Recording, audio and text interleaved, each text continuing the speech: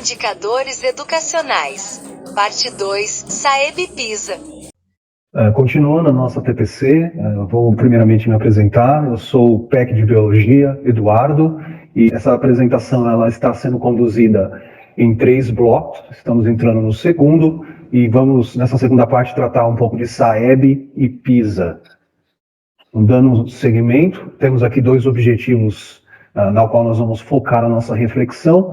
Primeiramente, sempre enfatizando a questão das avaliações de larga escala e da sua importância. Eu acho que nunca é demais destacarmos isso para que possa ficar claro para vocês, professores, né, que essas avaliações de larga escala elas são fundamentais para que possamos ter um espelho, um diagnóstico, vamos dizer assim, da qualidade do ensino ofertado aos nossos estudantes.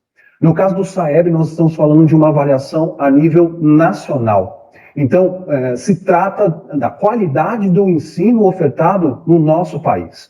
Daí a importância de você, professor, aquele que está à frente dos seus estudantes, na sua sala de aula, você sempre sensibilizá-los para a importância da realização, para a produção desses números, desses índices, para que possamos ter um retrato fiel do que está acontecendo a nível nacional, no caso do SAEB, no caso do SARESP a nível estadual, e até mesmo isso vai ser tratado na terceira parte, nas nossas avaliações internas, que traçam um diagnóstico mais próximo da realidade da nossa unidade escolar.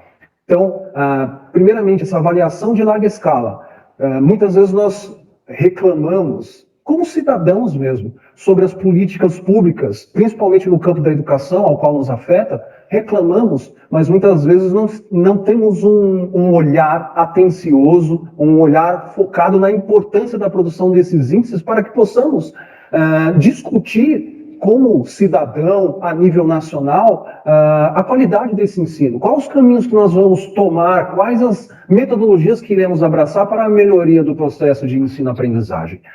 Outra questão é compreender a importância desses indicadores, né? Esses indicadores, eu costumo dizer que eles constroem um banco de dados fantástico, que fomenta várias ações que acontecem na unidade escolar, que você, professor, já está acostumado. Né? Todos os planos de melhoria, todos os planos de intervenção, quando a gente pensa em nível de recuperação e aprofundamento, tudo isso é embasado nesses indicadores. Esses indicadores eles são basilares, eles são fundamentais para dar início a qualquer planejamento e, subsequentemente, a implementação dessas ações para que possamos ajudar os nossos estudantes nas suas fragilidades.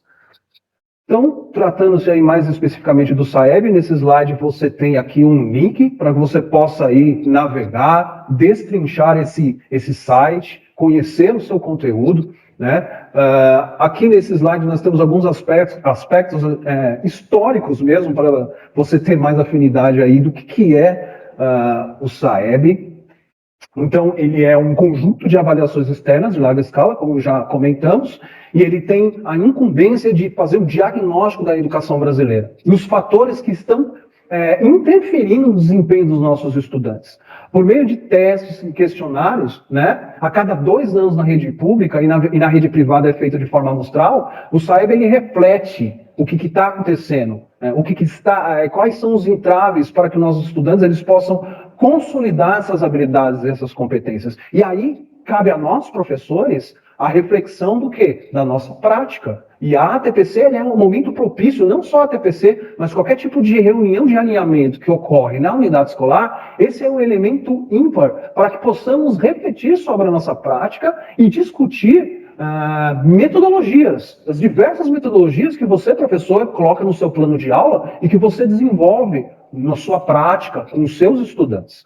O SAEB ele permite que as escolas, né, redes municipais e estaduais de ensino avaliem essa qualidade oferecida aos estudantes. Esse resultado ele é um indicativo dessa qualidade, ele oferece vários subsídios para elaboração, monitoramento e aprimoramento de políticas educacionais. Dentro das escolas nós temos aquele mecanismo, né, o PDCA, né, que é o Plan, Do, Check and Act, que é exatamente esse ciclo virtuoso na qual você discute, reflete, né, planeja, coloca em implementação esse plano, tem um momento de desenvolvimento e de monitoramento dessa implementação, você para, vê o que está dando certo, vê o que não está dando certo, troca as ações se for necessário, e aí volta todo. Nós estamos falando de processos de gestão educacional, na qual esses índices eles são fundamentais.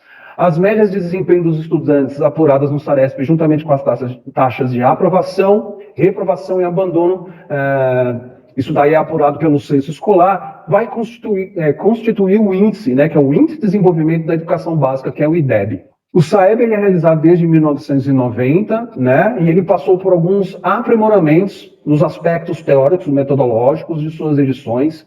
A edição de 2019 ela marca o início de um período de transição entre as matrizes de referência, utilizadas desde 2001, e as novas matrizes elaboradas em conformidade com a Base Nacional Comum Curricular, BNCC. Então, falando precisamente aí dos níveis de proficiência do SAEB, ele vai, primeiramente, se deter nos resultados de desempenho das avaliações, né? Isso são expressos através de escalas de proficiência, e essas escalas de proficiência elas são compostas de níveis progressivos e cumulativos, né? Sempre organizado do menor para o maior. Então, língua portuguesa, você vai ter aí o desempenho do aluno sendo mensurado aí numa escala de 0 a 9, e matemática, os níveis de proficiência de 0 a 10. Então, esse IDEB, esse importante indicador, esse índice, né, ele foi criado em 2007 e ele vai levar aí a duas coisas importantes em consideração. Fluxo escolar e médias de desempenho nas avaliações. E o que isso tem a ver comigo, professor, lá na sala de aula? Isso tem tudo a ver. E tem tudo a ver com os processos nas quais vocês trabalham, com o CGP da unidade escolar na qual vocês trabalham, né? O fluxo escolar é fundamental. E aí, não tem como descolar isso da busca ativa. A busca ativa ela é um processo fundamental para trabalharmos aí a questão do fluxo, né? E eu costumo dizer que a busca ativa ela não deve ser um instrumento utilizado apenas no conselho de classe. Ele deve ser um instrumento incorporado no cotidiano da escola, incorporado no processo de gestão pedagógica. E o desempenho aí vai estar elencado justamente com a questão do quê? Da discussão da praxis, da discussão da prática de nós, professores, na sala de aula e as metodologias que nós utilizamos. O índice, ele vai se transformar num planejamento, esse planejamento, num plano a ser implementado, e tudo isso está dentro do quê? Das metodologias que nós utilizamos dentro da sala de aula. E se caso elas não estão sendo eficazes, precisamos parar, refletir, repensar e mudar se for necessário. Então você tem aqui um print, né, do site do SAEB, com o material aí para pesquisa, e aqui tem um quadro bem ilustrativo da questão aí dos níveis de proficiência, a pontuação de que número a qual número vai marcar essa proficiência e a descrição do nível. Então, mesmo sendo uma avaliação a nível nacional, na qual vão estar sendo mensuradas ali as unidades escolares, você pode ver ali que a descrição do nível, ela é salutar para ser usada no processo de, por exemplo, de planejamento da unidade escolar, porque ela vai identificar precisamente qual é a habilidade ali daquele estudante, que caso não tiver sido consolidada, e marca perfeitamente para que você possa incluir isso no seu plano de aula e trabalhar, consolidar essa habilidade, tá? Aqui o exemplo de língua portuguesa. Desde já eu agradeço, muito obrigado pela atenção, e eu passo a palavra para a Denise. Obrigada, Eduardo. Nós vamos dar continuidade, ainda falando de avaliações externas, vamos estar falando sobre o PISA. O PISA é o Programa Internacional de Avaliação de Estudantes. Essa avaliação é um estudo comparativo internacional realizado a cada 3 anos pela Organização para a Cooperação e Desenvolvimento Econômico, a OCDE. E tem por objetivo verificar o conhecimento dos estudantes nas áreas de ciência, leitura, matemática e alguns tópicos inovadores, como a resolução colaborativa de problemas e letramento financeiro. O Brasil faz parte do PISA desde o seu início, que aconteceu no ano de 2000, e aqui no Brasil ele é gerenciado pelo INEP. No próximo slide, nós vamos ver a página do PISA. Nessa página, ele tem documentos como matriz de referência, testes e questionários, resultados e o PISA em Foco, que é uma análise da proposta desse sistema de avaliação. Aqui no Brasil, ele ocorre de maneira amostral e a Leste 1 tem participado também dessas amostras. No ano de 2022, tivemos 4 escolas participando do PISA. Como ele vem de um órgão federal, a própria escola é informada sobre a indicação do seu nome para participar e esses resultados depois eles são divulgados de uma forma mais global. No próximo slide, a gente vai observar que a proposta do PISA é verificar, né, o desempenho de estudantes na faixa etária de 15 anos. Por que 15 anos? Porque pressupõe que ele concluiu toda a sua trajetória na educação básica, pelo menos na maioria dos países. Os resultados do PISA, eles permitem que os conhecimentos dos estudantes possam ser aferidos dentro de uma matriz internacional e que também se possa ter conhecimento, aproximação com outras políticas públicas com foco em educação, a fim de que, de uma forma mais colaborativa, os países possam ir alinhando os seus processos de aprendizagem, os seus processos de acompanhamento e monitoramento dessas aprendizagens também. No próximo slide, nós vamos tratar dos indicadores nacionais.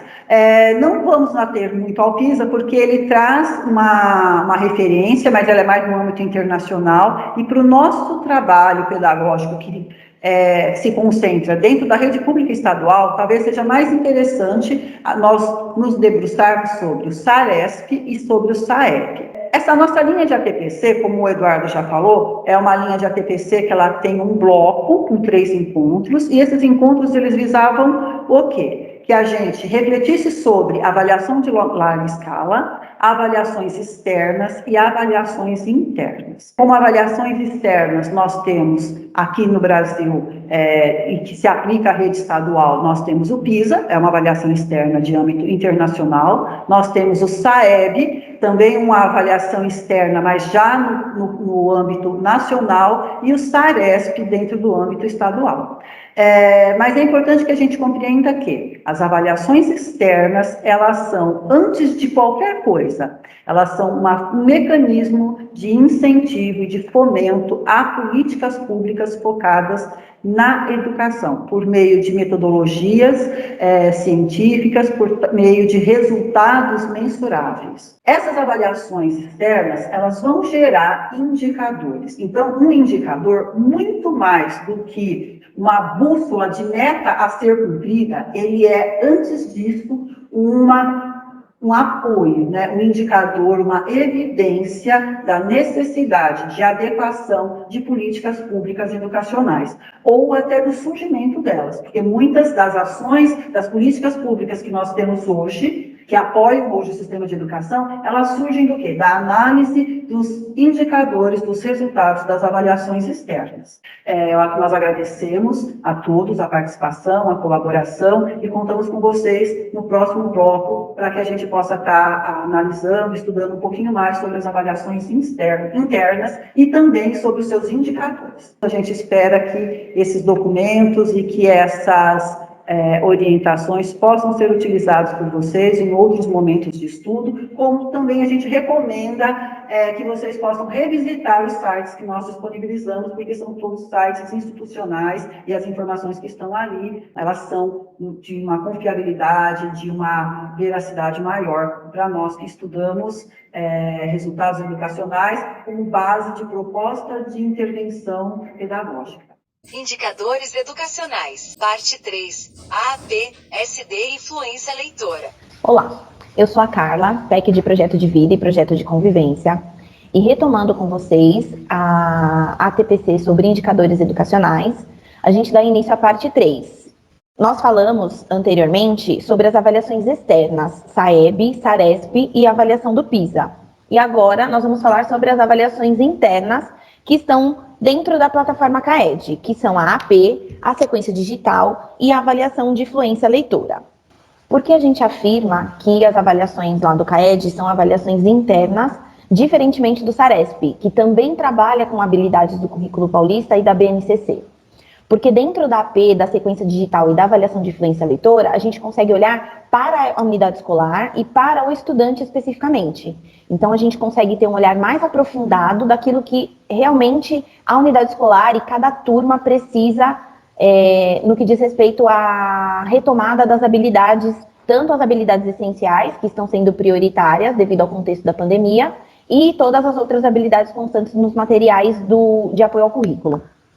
Então, eu começo aqui falando com vocês sobre a AP e sobre a ADE. O objetivo da avaliação da AP é diagnosticar o nível de aprendizado dos estudantes. Os resultados serão utilizados para a proposição de ações voltadas para o desenvolvimento das habilidades que ficaram prejudicadas no desenvolvimento de todo o bimestre. Então, falando aí em questão de engajamento, o estudante fazendo essa avaliação de uma maneira mais séria, dentro da escola, com acompanhamento do professor, vai trazer indicadores de melhor qualidade, em que o professor vai conseguir trabalhar especificamente o que o estudante precisa na recuperação. Eu vou mostrar para vocês agora a retomar, na verdade, a carinha inicial ali da plataforma, onde tem todos os cards que trazem aí orientações, habilidades, o guia de avaliação, resultados, monitoramento. Basicamente, os guias mais utilizados aí por vocês, professores, são as guias das avaliações de sequências digitais, que são importantes, os resultados, né, a guia de resultados e a guia de monitoramento. As outras também têm informações importantes, mas especificamente para trabalhar as habilidades que vocês precisam identificar como prioritárias, eu acho que esses 3 são os mais importantes. Então, ali dentro do card de resultados, a gente vai lá em avaliações e a gente vai na aba 2022 para identificar as atuais. Quando eu abro essa parte da guia de avaliações, eu já tenho aqui a AP2 de 2022, agora já aparece para vocês também a AP3 com os resultados. E nós selecionamos aqui para mostrar para vocês como exemplo a avaliação de língua portuguesa do 9º ano. Quando eu faço esse movimento de selecionar, automaticamente vai para essa tela, que é logo abaixo. E aí vai aparecer o percentual de acerto por habilidades.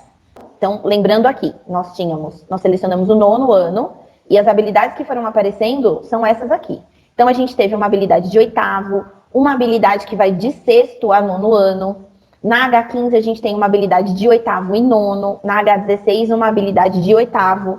Então, são habilidades que não são especificamente do 9º ano, mas que precisam estar consolidadas dentro do 9º ano, no que foi solicitado na AP2. É importante ressaltar aqui e retomar com vocês, na verdade, que isso já foi pauta de uma TPC da unidade escolar, né, de desdobramento, onde o núcleo pedagógico trouxe essa formação para o coordenador e ele fez o movimento de levar isso para vocês nas escolas. Quando a gente tem uma habilidade de 6º a 9º ano, como é essa aqui, a H14, e com um percentual de 47% de acerto, é preciso uma atenção especial. Há um grande público, né, de estudantes que não conseguiram consolidar essa habilidade que está sendo trabalhada desde lá do 6º ano.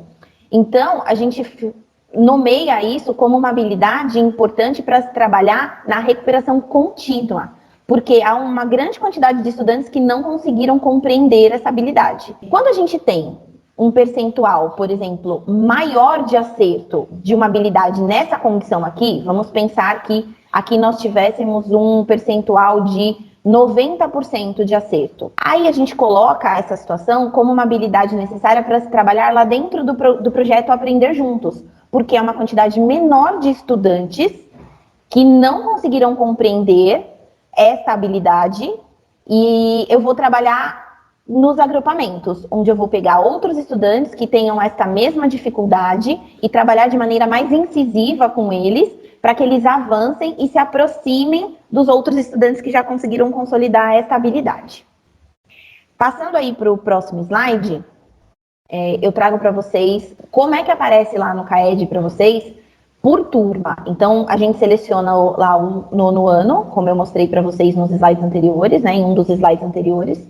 E aí ele vai aparecer o nono A, B, e isso vai aparecer exatamente dessa maneira para vocês. Só para que vocês entendam, esta parte de baixo, ela é continuação, rolando aqui para o lado, de outras informações importantes que aparecem. Então, a gente recortou e dividiu aqui em duas partes para que vocês entendam como é que ela vai aparecer.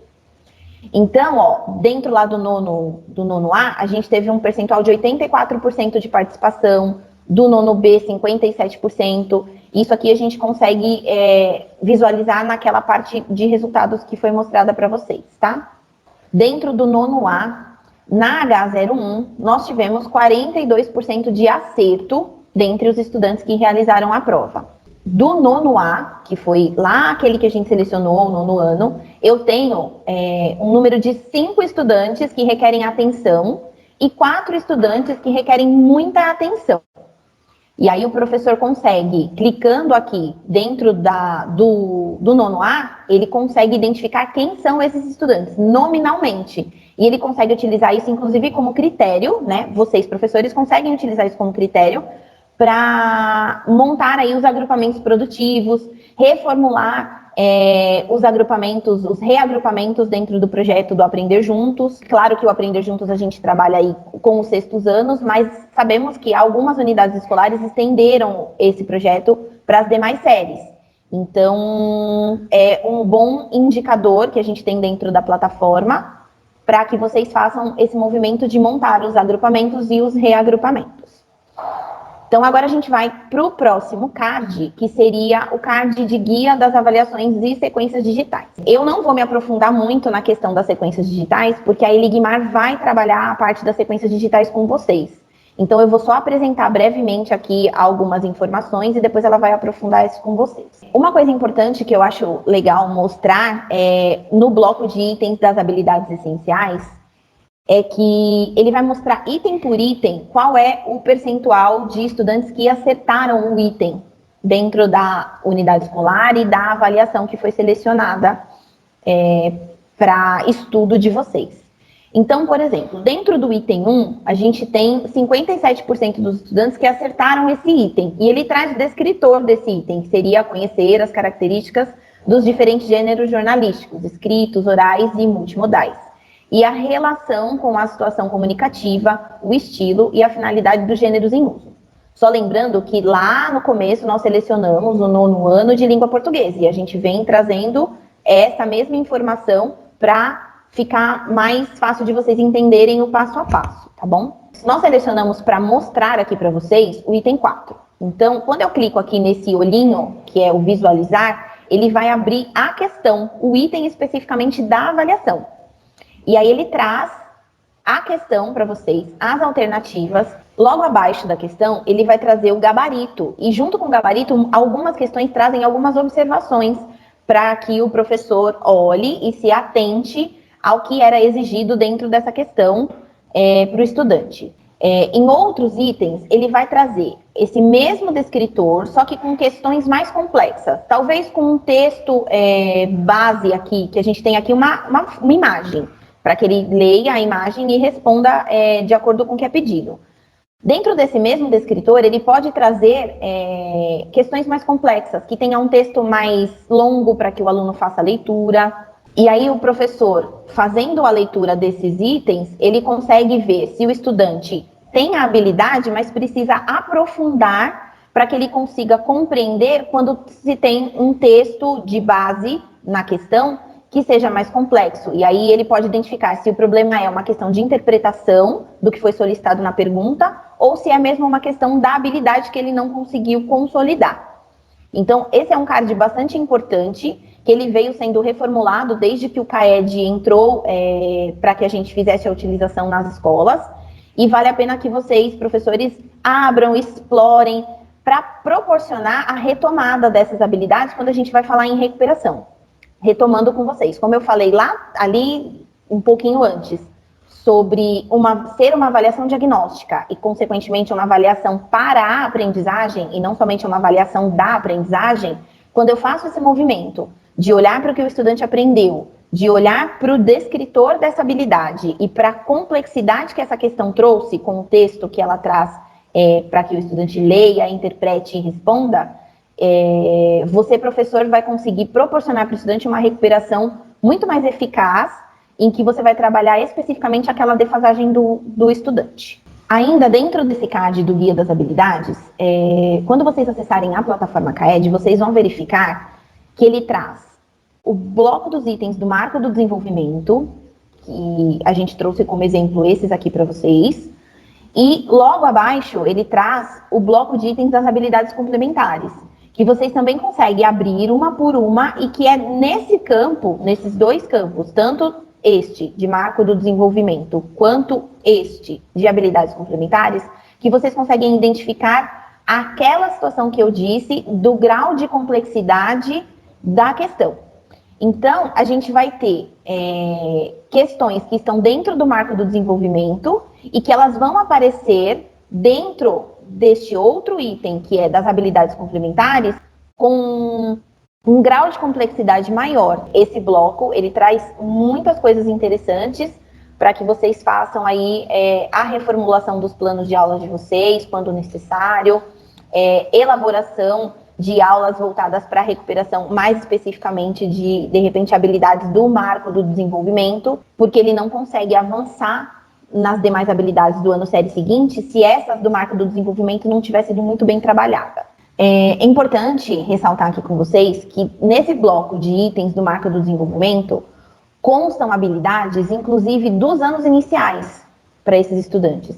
Então, quando a gente olha para esse bloco específico, requer uma atenção especial de vocês, professores, porque esse estudante pode ter aqui habilidades do terceiro ano do ensino fundamental 1, do quarto ano, do quinto ano, e já é um estudante que está no nono ano. Ele já deveria estar aprofundando habilidades que são, como a gente sabe do currículo, que são espiral, e talvez ele carregue aí alguma defasagem dessas habilidades de segundo, terceiro, quarto, quinto ano dos anos iniciais. Então, aqui é importante um olhar bastante cuidadoso de vocês, professores, para promover o desenvolvimento desse bloco aqui do Marco do Desenvolvimento.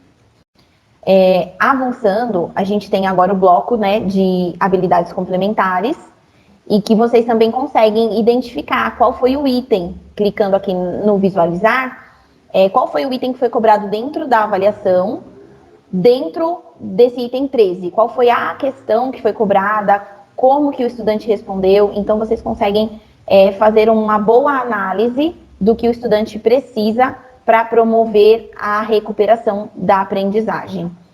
Então, continuando, o último item que eu tenho para mostrar para vocês dentro da plataforma é quando eu abro uma sala específica, ele mostra estudante por estudante o total de acertos e qual foi o item que ele acertou e que ele errou. A gente sabe que o CAED traz provas diferentes. Então, aqui, por exemplo, ó, o estudante número 1, ele fez uma avaliação que tinha o item 1, 2 e 3, 4 e 5. Já o estudante número 2, ele não tem esse item na prova, mas ele vai ter outros itens que contemplam as habilidades que estavam aqui no item 1, 2 e 3 para o estudante 1. Então, o professor consegue identificar através do item, que são naqueles 2 slides anteriores que eu mostrei para vocês, qual foi a questão, como essa questão apareceu para o estudante, como ele respondeu, ele consegue identificar aqui, nesse último slide que eu apresentei aqui para vocês. Cada professor tem acesso às suas turmas, consegue identificar as questões que foram respondidas, cada item, e aí vale a pena que vocês explorem a plataforma para conseguir aí trabalhar com a sua turma, reprogramar, se for o caso, seus planejamentos de aula, e é uma ferramenta que ajuda bastante. A gente sabe que a plataforma tem algumas questões, às vezes fica fora do ar, tudo isso a gente entende, mas a gente tem esse recurso e eu acho muito válido que a gente se aproprie e passe a usar para os nossos planejamentos. Então, eu finalizo aqui a minha parte com vocês e passo a palavra para a Eligmar, que vai dar continuidade na TPC. Olá, professores e professoras. Eu sou a PEC de Geografia Eligmar e falaremos das sequências digitais. Sequências digitais, elas acompanham as aulas do Centro de Mídias e o cronograma integrado de recuperação e aprofundamento. E isso é retirado no site da EFAP, né? E aí tem que se olhar para o bimestre, de acordo com os materiais de apoio ao currículo paulista. E aí temos língua portuguesa, matemática, ciências humanas e ciências da natureza. Lembrando que os cadernos Aprender Sempre ainda não contemplam o currículo de ciências humanas. Então, nesta tela, nós podemos escolher a sequência digital diagnóstica 2022, como está sugerindo o balão, em seguida a série e depois o componente curricular, como nós temos aí, geografia no caso, né? Poderíamos escolher um outro componente curricular também. Aí nós chegamos nessa tela que nos indica primeira sequência digital 2022, segunda sequência digital 2022, sequência digital de atividades de recuperação e sequência digital diagnóstica, que é no caso que nós estamos analisando no momento. Então, a série escolhida no ano e o componente língua portuguesa. Aí nós temos uma informação que seria a seguinte: sequência digital de atividades de recuperação, ela avalia as habilidades do marco do desenvolvimento de língua portuguesa e matemática. São um conjunto de habilidades que o estudante já deveria ter consolidado desde os anos iniciais e que são medidas em séries específicas. E em seguida, as sequências digitais diagnósticas 2022, elas avaliam as habilidades do currículo referente ao ano série de ciências da natureza, geografia, história, língua portuguesa e matemática. Nesse slide, nós chegamos ao percentual de acertos por habilidade. Então, nesse primeiro card, nós temos a habilidade 4, né? Do ensino médio, do primeiro ao terceiro, de ciências humanas sociais. Então, nesse percentual, nós podemos ver que eles têm 32% de acerto nesta habilidade. Rolando a tela mais abaixo, vocês verão o que está nesse slide, que nós conseguimos fazer a consulta por série. No caso, estamos falando da primeira série do ensino médio em língua portuguesa. E aí, no primeiro quadro, nós temos a participação, né, de cada estudante em cada ano série aí. E no segundo quadro, nós temos um aprofundamento maior que vai dar, por exemplo, o primeiro A, né, o resultado de percentual dos alunos que foram com um nivelamento muito baixo, o médio e o alto, em percentual. E em seguida, as habilidades, né, o percentual de acerto em cada habilidade. Agora, nesse slide, nós iremos consultar o card da consulta às avaliações e sequências digitais. Este card, ele pode ser visitado na primeira página da plataforma CAED, lá onde nós encontramos o monitoramento, os resultados, guia de aprendizagem. Ao clicar nesse card, nós chegamos a todas as avaliações das sequências digitais que ocorreram durante o ano. Inclusive por série, ano série, né? E ao clicar em entrar, nós podemos navegar em cada um dos itens que compõem cada avaliação. E nesse slide trouxemos o exemplo de um item para vocês conhecerem. Inclusive, vocês podem utilizar para revisão dos testes com os estudantes, através de equipamentos eletrônicos ou através de provas impressas. Então, agora eu passo a palavra para a Paula, que dará continuidade na nossa formação. Oi, professores, eu sou a Paula, PEC de Língua Portuguesa, e vamos falar agora da fluência leitora. A gente pode abrir pelo card de monitoramento, que é onde a gente consegue verificar a quantidade dos áudios que já foram sincronizados pela plataforma. Ainda no card de monitoramento, nós temos aqui, então, uma tela que mostra a quantidade de áudios que já foram sincronizados. Então, nesse exemplo, nós temos uma escola que já tem 80% dos seus áudios carregados. É muito comum que não bata 100%, porque a tabela de estudantes nem sempre está atualizada com os transferidos, por exemplo. Então, pode ser que dê 97%, 98%. Nesse slide, a gente pode ver ainda no card de monitoramento uma das telas em que a gente vê as turmas, né? Então, você vai ver as suas turmas. O coordenador vê todas e o professor vê as dele. Então, aqui nós pegamos o 6º ano, né? Pensando em anos finais e médio, apenas o 6º ano participa. As turmas ABCD, o número de estudantes previstos, e aí já vai mostrando quantos estavam presentes e quantas palavras, a porcentagem, né, de palavras lidas. Eu vou explicar isso para vocês daqui a pouquinho. E clicando na turma, se você escolher, eu cliquei na turma A, por exemplo, aqui, né, aparece o nome de cada estudante e se ele leu as palavras, se ele leu as pseudo-palavras, se ele leu o texto e vai dizendo sim ou não. Aqui a gente vai ver um outro card, tá? O card de resultados. Nesse card de resultados a gente tem acesso a várias avaliações, né? E a de fluência leitora também está lá, o teste de fluência leitora. Bom, os resultados, eles são publicados depois de alguns meses, né? Então, quando nós acessamos o resultado de 2021, que é o que você vê na sua tela, nós podemos ver estudantes que nesse momento estão no 7º ano, porque eles fizeram a prova quando eles eram 6º ano lá em 2021 e agora eles estão no 7º ano.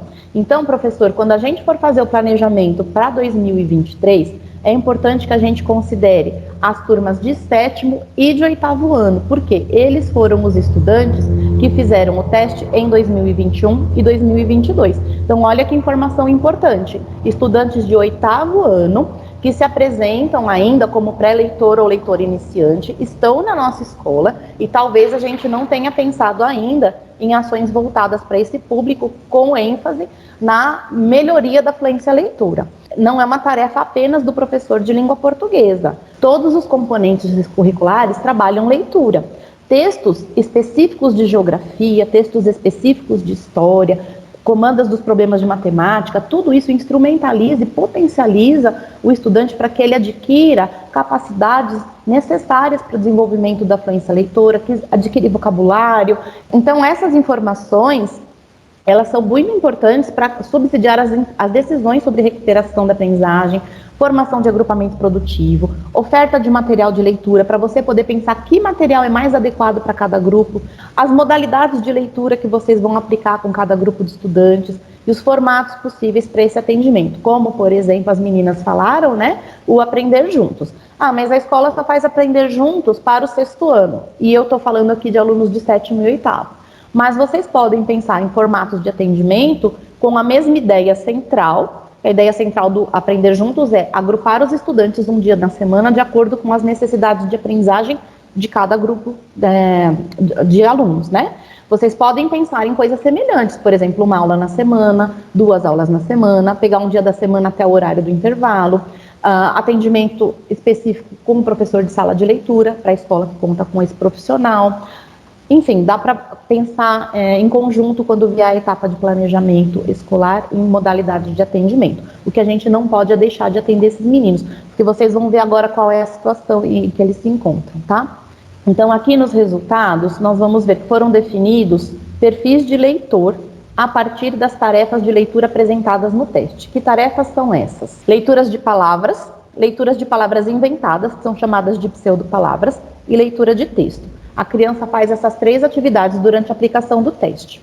E aí, a partir da leitura, eles serão alocados em perfis. Então, aqui a gente tem um 6º ano, é real, é de uma de nossas escolas, e a gente tem como pré-leitor de 243 estudantes, 6% dos meninos. O que é um pré-leitor?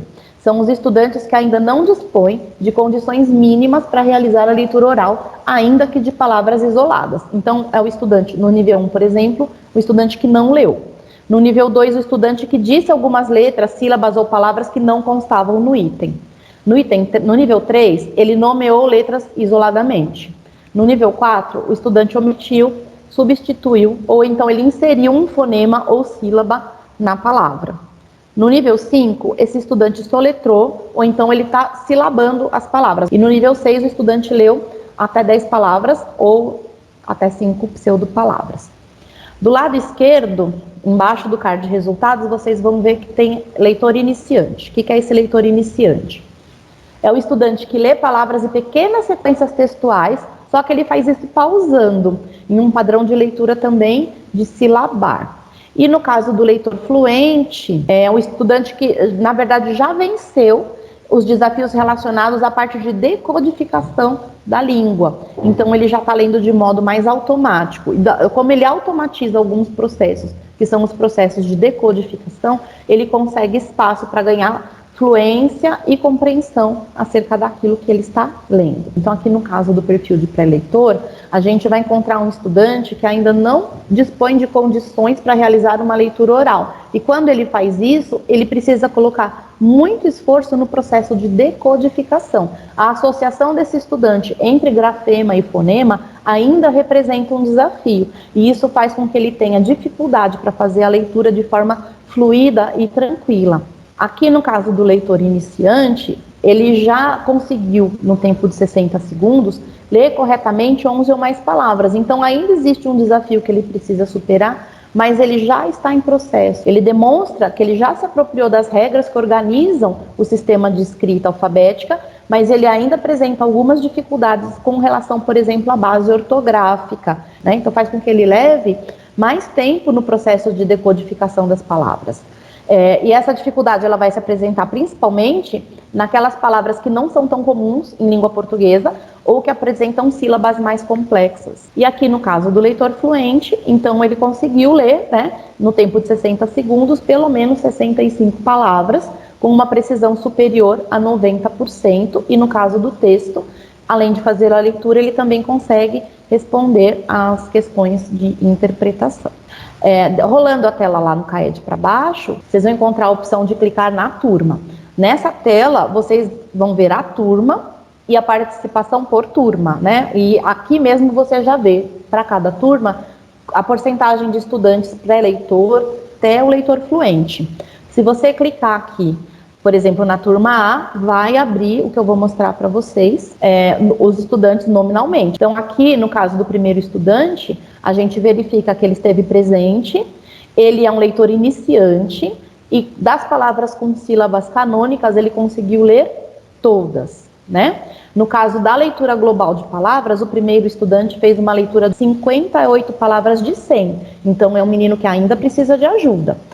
Das pseudopalavras, ele conseguiu ler 43 e não realizou a leitura do texto. Tá vendo que tem um tracinho?